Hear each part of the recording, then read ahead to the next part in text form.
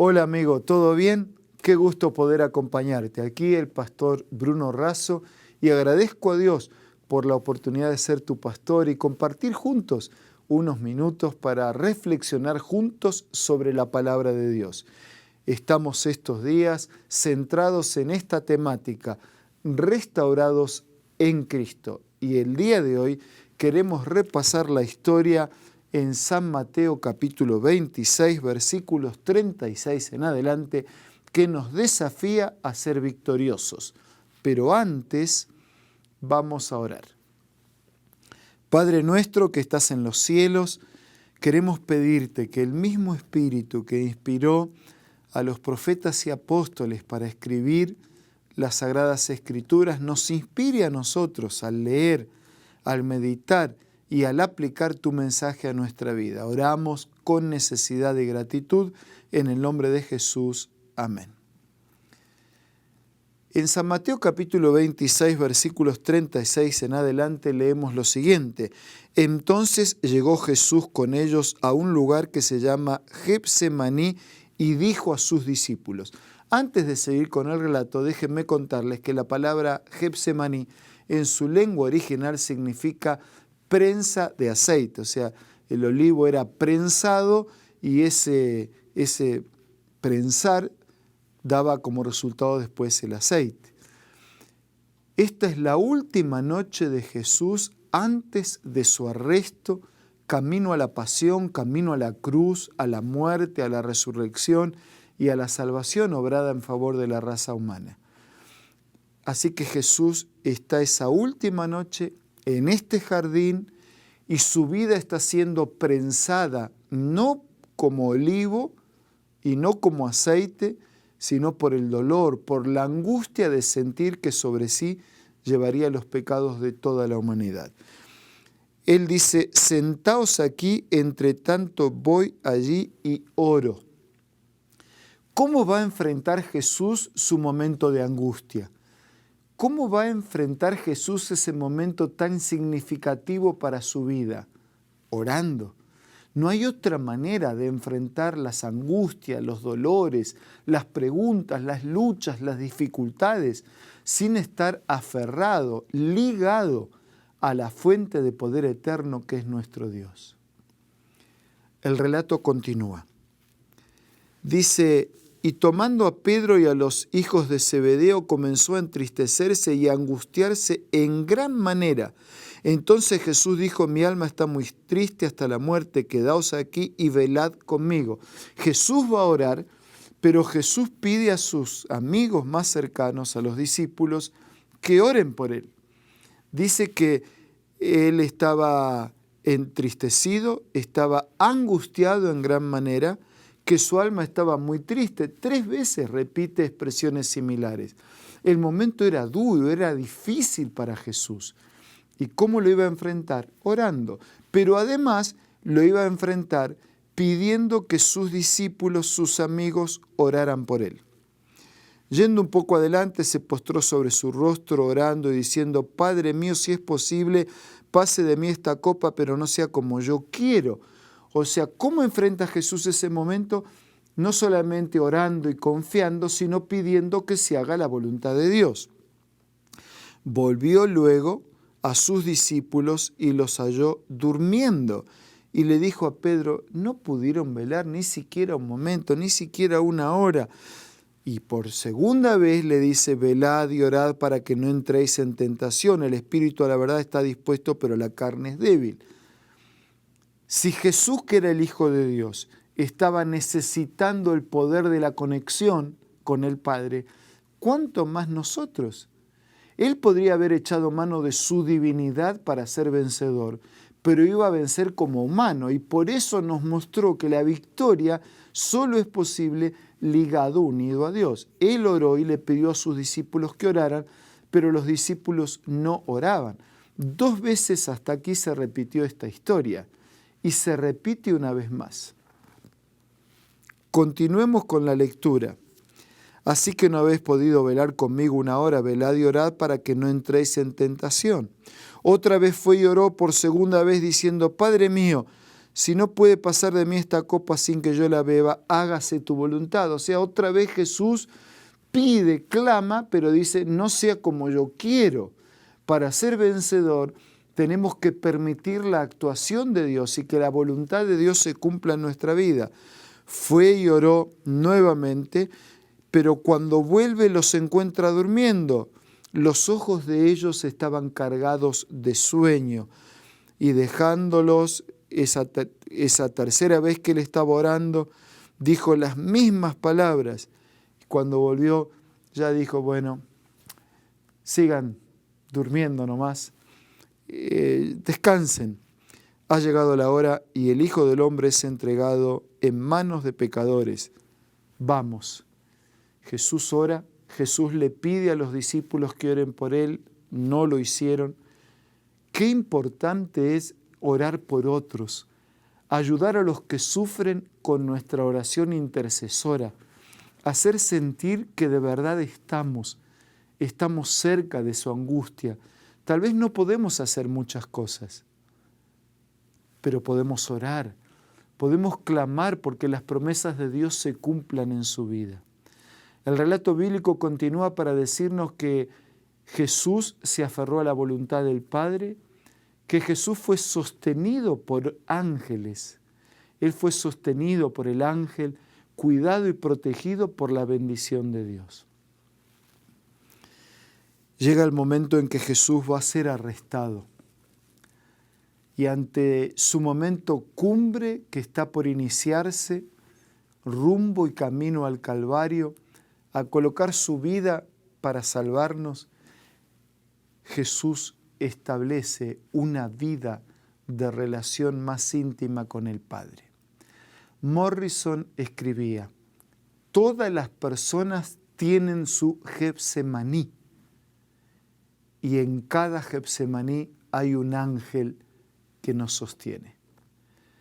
Tu Getsemaní tal vez no sea una prensa de aceite, del olivo, que produce aceite. Tu Getsemaní tal vez sea un divorcio, una separación, una familia quebrantada, una pérdida de trabajo, una enfermedad que te afecta o que afecta a los tuyos, la pérdida de recursos o la escasez de recursos, la pérdida de un ser querido, un vicio que no vencemos, una culpa que no resolvemos. Todos enfrentamos un Getsemaní, pero en cada Getsemaní hay un ángel, el ángel de Dios, de la promesa de Dios, de la compañía, de la presencia del Señor.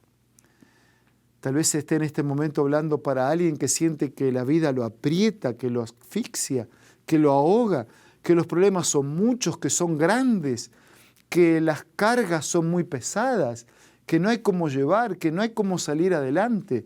Tal vez sientas que necesitas de una ayuda diferente, de una presencia diferente. Jesús es diferente, su presencia es diferente, su promesa es diferente y es única. En el Getsemaní de tu vida, en el momento cumbre de tu existencia, en la adversidad o en la injusticia más grande que tengas que enfrentar, en el dolor más inexplicable, puedes contar con la victoria del Señor. El Señor podía haber vencido como Dios, pero Él enfrentó el dolor y enfrentó el pecado para vencer como ser humano dependiente del Padre. Y de esa manera nos mostró un camino, nos mostró la manera, nos mostró la forma. Podía haber vencido por su divinidad, pero venció por su humanidad dependiente, dependiente en la oración, dependiente en la confianza, dependiente en la aceptación de la voluntad de Dios, dependiente del escrito está y del propósito que tenía que cumplir en su vida. Es así que Jesús fue victorioso y es así que nos muestra un camino de victorias. Es así que nos muestra un camino transitado en el presente, pero mirando hacia el futuro y mirando hacia la eternidad. El 31 de mayo de 1980, en el día de la inauguración del campeonato mundial de fútbol, hubo en una zona del Perú un terremoto muy fuerte que afectó de manera sobresaliente a una ciudad que se llamaba Shanghái.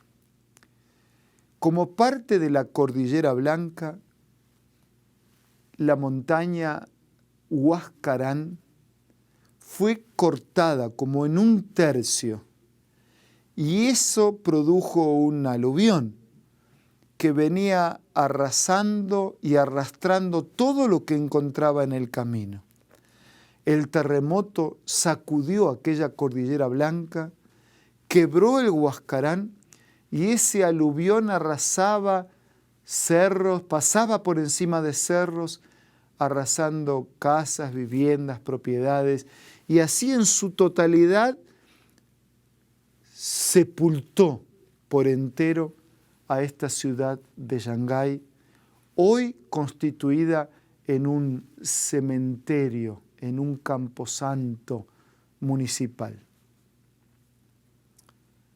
Todavía hoy es posible visitar aquel lugar y encontrar una ciudad sepultada. ¡Qué tristeza!